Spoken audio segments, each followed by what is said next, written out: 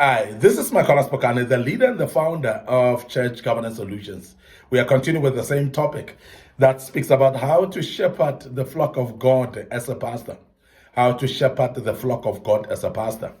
Now, I'm saying today, if you want to shepherd the flock of God as a pastor, you need to become a guardian of God's flock. It is very important that you become a guardian of God's flock. So pastors are guardians of the flock of God. So therefore, that's the way to shepherd the flock of God. It is very important that we understand that being guardians of the sheep of God, so you are actually a guardian of the sheep's diet as well.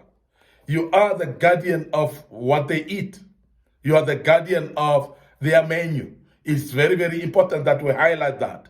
Sheep spend most of their lives eating and drinking, and I'm sure you know that. They'll be grazing, eating and drinking. They spend most of their time. Now, they spend most of their time eating and drinking, so it is therefore very important that the shepherd is the one who is a guardian to lead them to the right grazing field, to the right graze place. So it is very important that you make sure that they eat right diet, they eat properly, and that's very key. And if they are drinking, they drink properly, and they drink something that is nourishing to them. Very, very important. Now, I want to also emphasize that though they spend time in eating and drinking, but they are indiscriminate about what they consume generally. Sheep are like that. And that is exactly like the flock of God, which are the individuals that are in our churches. They indiscriminately consume anything, and they follow everyone. And you would know that they would go to every single Dick, Tom, and Harry, who's actually calling themselves men and women of God. They will go around actually sourcing out for the so-called miracles sometimes, which are fake. And they will actually stay there. They will stick there. And we believe that the flock of God may not be able as well to differentiate between the true miracles of God and the fake miracles that are done by fake preachers out there. And that is why, as a pastor, that you are the guardian of these people. And don't lose them because God has given them to you. Now, sheep don't know the difference between poisonous and non-poisonous plants. They will eat, and they don't know the plant is poisonous, they will eat it. They don't know this plant is not poisonous, they will eat it as well. So it's up to the shepherd to put them in places where there are no poisonous plants to eat. So therefore, the menu or the diet is determined by the leader, who is now the guardian, who is now the shepherd, and to put them at the right graceland. Now, this is very important, says, and I hope that you understand that. No, it is therefore the role, if you take this example that we're talking about, of a pastor to make sure that the diet of your own people or the diet of the people of God is determined by you as a leader.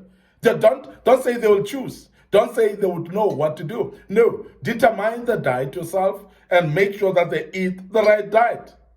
Because once they graze through the one range, sheep are unable to move a new range on their own. So therefore, you'll realize that they will move from they will only move from one point to another when they are led by the shepherd. And I must also emphasize that if the sheep are put in a certain range and they are eating there or they are grazing there, they will stay there after eating. They will wait for the shepherd to come and move them to the next range. And that's very important. And that is why when you determine what to teach them, whether it's a series of a certain topic, it must be the determination of you as a pastor, because they may not know what they need. They may not know what they need to be taught. And that's very important. And this aspect is very key. And I hope that it is well understood to you, because the sheep cannot move on their own. If not led to a new green pasture, they continue on to eat on a stubble and their old pasture until nothing remains but death. They'll still eat there. And they'll actually make sure that they graze in one place and they won't move to the next stretch.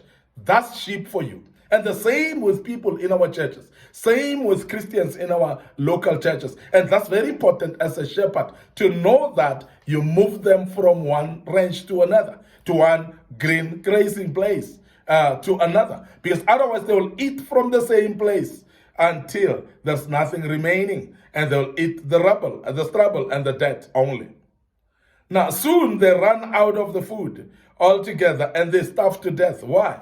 Because even though there's a green grazing area not far from them, sheep cannot move on their own. And this is very important that you, as a pastor, become a true guardian to them. And I must emphasize that. Drinking presents other challenges as well. Sheep must have clear water that is not stagnant or filled with potential disease as well. And that must be provided by who? By the leader, by the pastor, by the shepherd. Because if you are not providing clean water, sheep will drink water that will cause disease in their bodies. And that is actually the saying, like whereby as a pastor, you don't give them the right drink of the word of God, they are going to eat any junk around, or they are going to drink any junk around, and water that is stagnant, water that is full of diseases, and they will contaminate the water that is contaminated. And that is the reason why most of our people don't grow at all. So it can be too cold, too hot, or too fast flowing. It must be nearby, and please, easily accessible as well. Make sure that what you deliver is something that's easy for them to understand, easy for them to access the word itself, and to can be able to go back and read the word and understand. And that's what we're talking about when we talk about the food and the drink that you need to give the flock. Make sure that it is accessible, make sure that it's easy for them to find, and it is easy for them to access that water and that food as well. Now, it is very important that we understand that sheep must be led. As the psalmist says, beside still waters, in the book of Psalms, chapter 23, verse 2, it says, he leadeth me towards still waters. And that's very important because sometimes the sheep may go to extremely dangerous running water. Now, still waters are not necessarily meaning that they are still because they are stagnant because they are still. No, it means that they are calm. The waters are clean but calm, and they're easier for the sheep to drink. And that's very important that we understand. That connotes as well that where you are in your local church, it becomes an environment that is easier to eat and drink for the sheep, and for them to find it as still waters, as the book of Psalms 23 verse 2 alludes right now here. Most of animals are able to smell water at a distance, but not sheep. No. If they are wandering too far from their own pasture, they can sense no water. They can sense no hole. And please remember that though it may be near, but sheep cannot sense water. And some of the animals would actually sense where water is, they will follow, but sheep not at all. And I want you to understand that it is then the responsibility of you as a shepherd to make sure that you provide clean water for your sheep.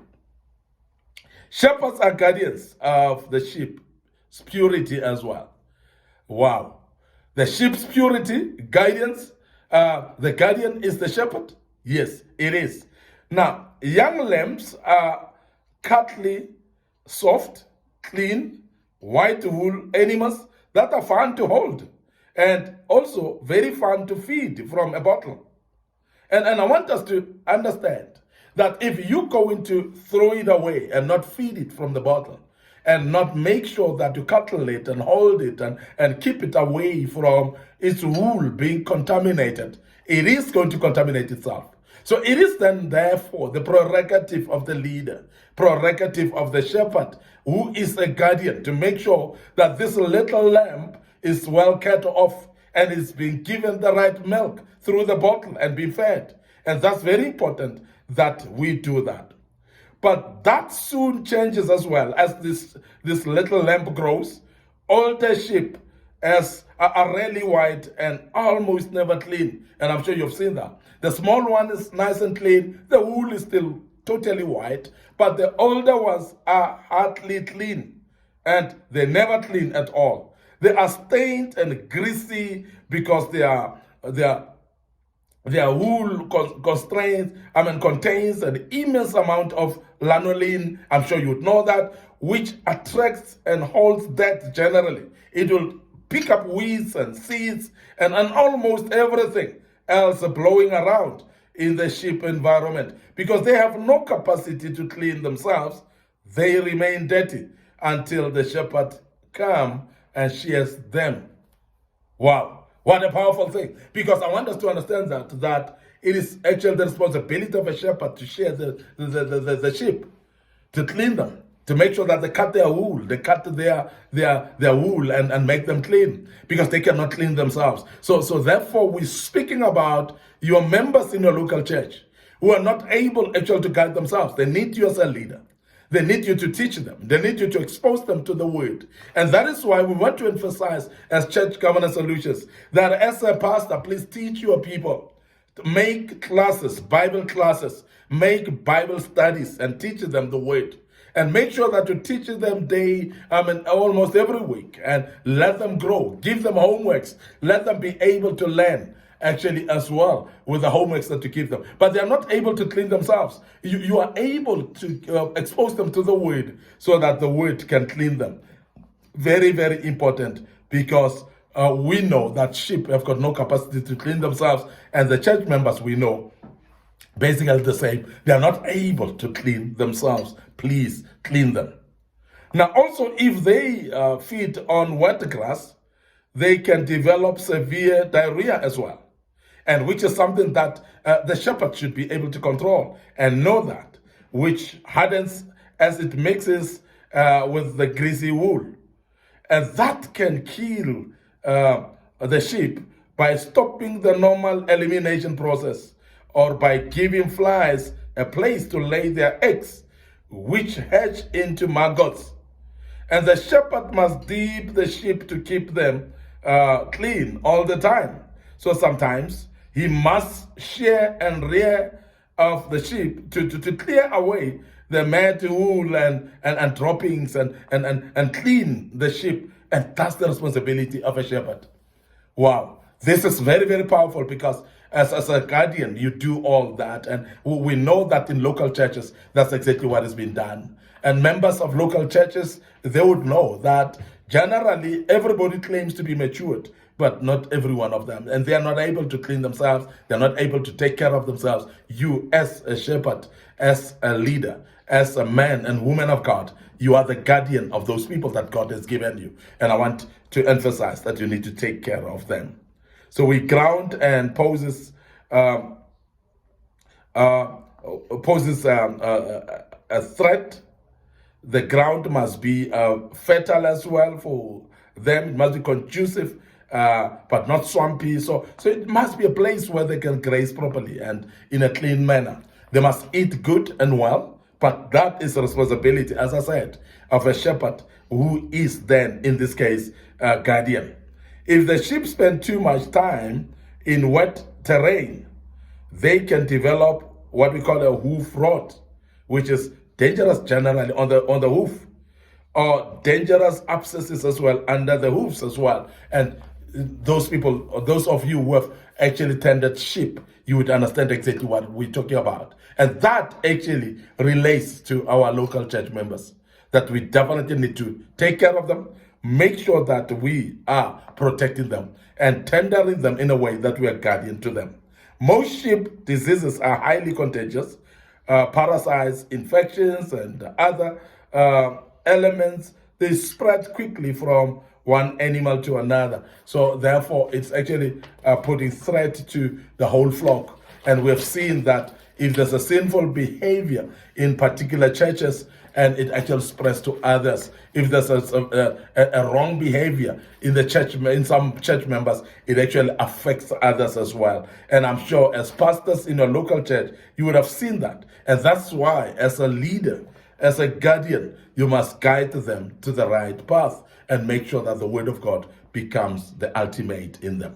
I want to end up here today, your host, Micornus, the leader and the founder of Church Governance Solutions. Thank you very much for listening to us and being part of this great topic. I believe that you've learned quite a bit out of this, and you'll therefore join us as we continue with this topic in the following days. But also, before I check out, remember our YouTube channel, Micornus and Young Men Empowerment Forum. So please visit that. Make sure that you also subscribe and click notification buttons. Don't forget our Facebook pages, Micornus, Young Men Empowerment Forum, and Church Governance as well, because those need to be followed and liked, and click notification buttons as well on them. You will learn quite a bit out of that. May the good Lord bless you. Allow me to check out right here as I click cheers for now.